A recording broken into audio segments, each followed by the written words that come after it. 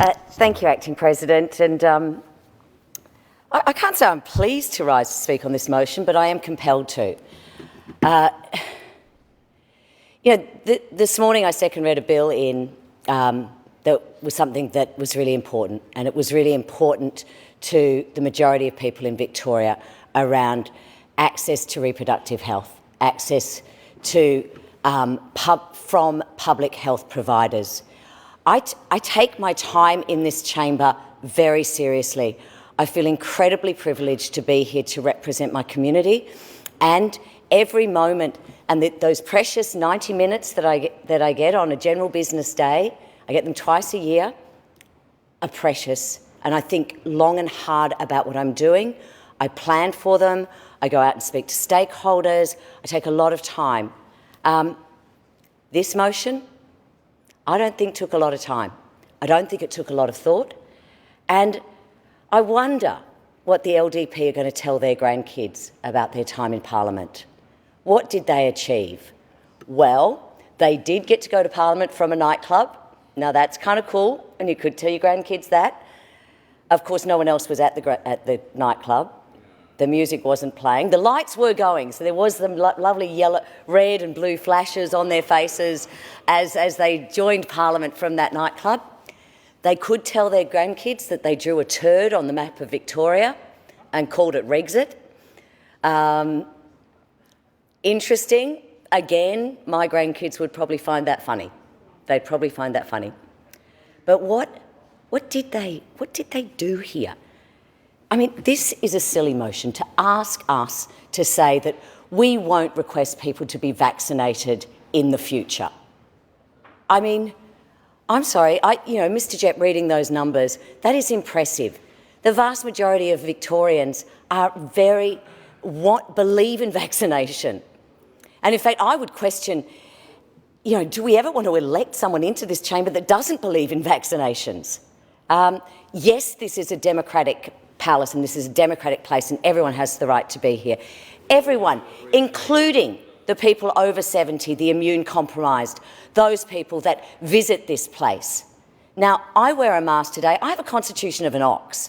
I don't get sick. I don't wear a mask to protect myself, although I think I should, but I wear a mask to protect others.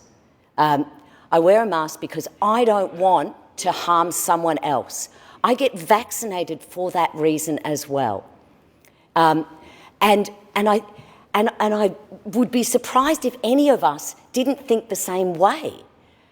And I also, get vaccinated so people who are immune compromised can come to this chamber. People who are immune compromised or older and more susceptible to various viruses and diseases can visit this Parliament, can take part in the parliamentary process, can give evidence face-to-face in our committees. That's why I do it. So the people who work here aren't at risk when they come here. Those are the reasons why I choose to get vaccinated, why I believe we all have a responsibility to be vaccinated. It is a great privilege to be in this chamber. It is a great privilege to represent our communities. And I don't think that it is that we should even consider not doing what we can to protect our community, and getting vaccinated is one of those things. Now, I recently, just this weekend, went to Malaysia, where they are still asking for vaccination status when you go into a shopping mall. When you go to Malaysia, you actually have to give them evidence of your 3 vaccinations, and they're very strict about it. They want to know the batch number.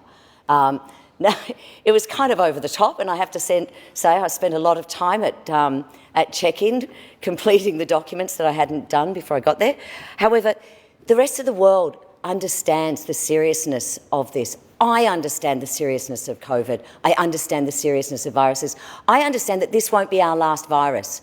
I understand that this won't be probably our last pandemic. And as we're seeing, pandemics are becoming more regular. Now, I'm actually, stunned that I hear that the LNP would support this motion, that they would say if we're elected, we won't ask members of Parliament to be vaccinated.